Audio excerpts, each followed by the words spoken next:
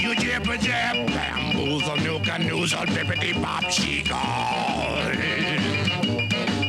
You jibber jab, bamboozle, nuka noozle, bippity bop, she-call. I mean, you keep on talking, but you don't know where to turn it off.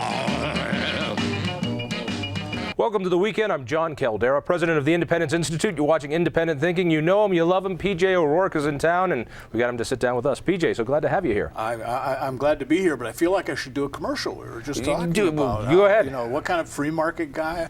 Yeah, we had a Buick dealership when I was growing up in Toledo. And I was kind of. You had a Buick? Your folks did? My family did. My uncle and my grandfather owned it. My father was So sales how did that manager, whole cash for clunkers thing work out for you guys? And, we're gone. We're long out of the business. I was just thinking when I saw that. I was just thinking, cash for clunkers? What are kids supposed to drive? You know, what are people in the inner city supposed to drive? What are poor people supposed to drive? You and I talked about this. My very first car was a $300 Rambler station wagon, 1969. It was a chick magnet. Let me tell you, it was a good thing. But in college, when I was able to save up $500, which was $200 more than my other car, I bought a very sexy Datsun 210, cracked windshield, faded paint, water would pool in the passenger side when it rained, and got you there. It got me there. And as a good Republican, I kept it for 8 years and sold it for $950.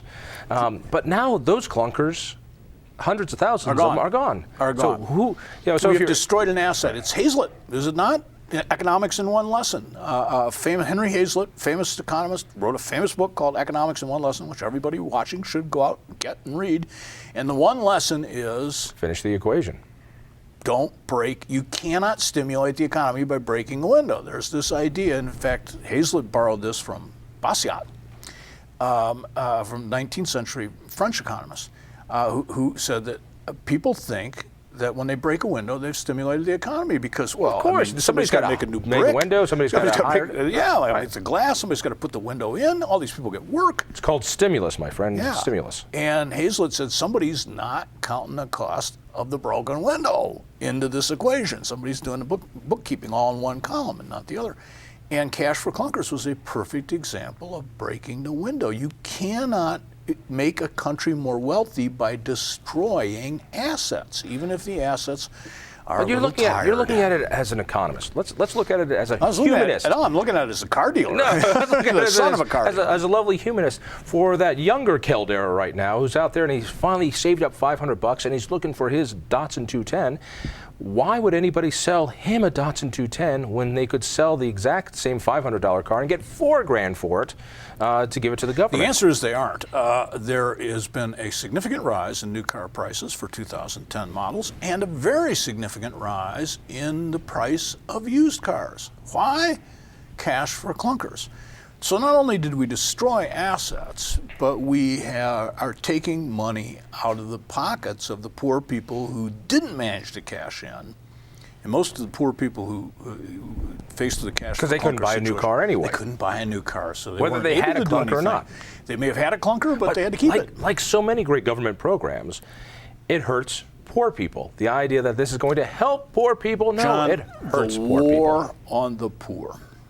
The war on the poor.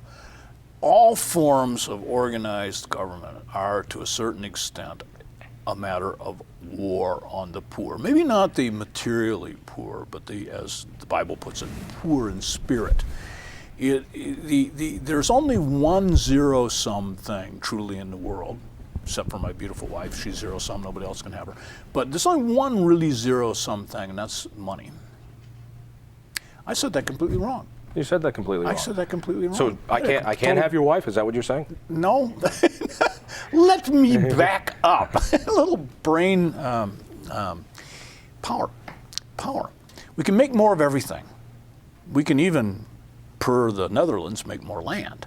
But we can't make more power. When I have power, it's power that I take away from you and from everybody else.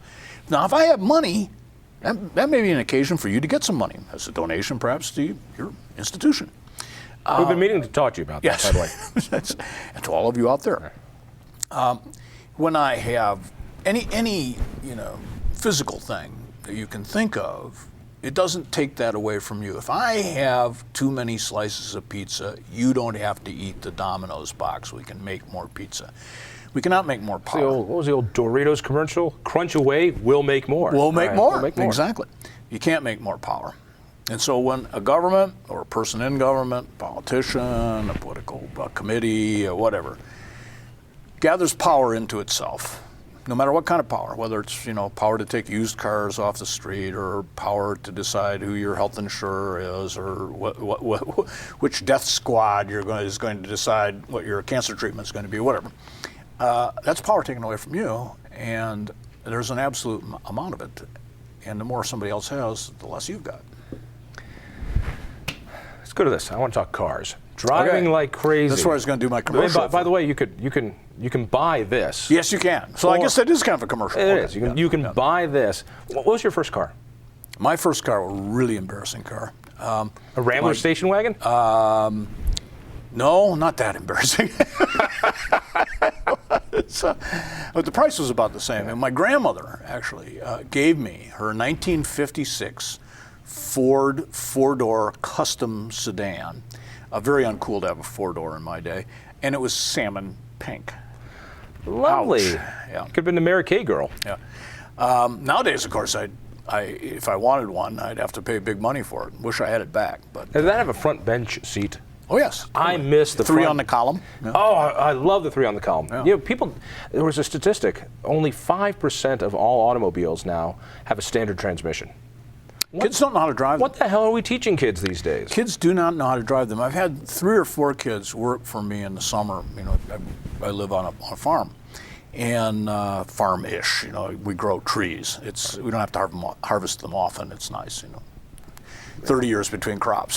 That's perfect. It's something you keep up with. I can. Yeah, I can pretty much keep ahead of the oak. But anyway, I often have kids that work for me.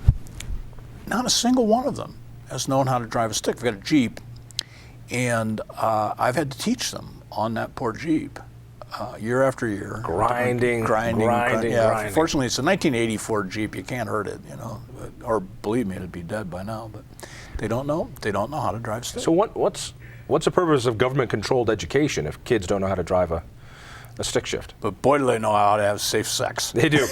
Well, they did get rid of the front bench seat, which has put there's now a different reach to go after your date after driving. Yes, it was a whole lot easier with the Rambler station wagon with that one just your hand would creep along the top of the. Did a lot of that, that Greg Brady thing. Oh yeah, hi, and you lay your hand out on the top of that, and then that's what she would American either cars were good move for. away or move closer, right? And that told you everything that you needed to know. But we were talking about this earlier. When was the last time a kid had sex in the car? Apparently it's a fetish now. Perhaps it may be a special interest thing. thing, but both parents are working and both parents are divorced and probably divorced again.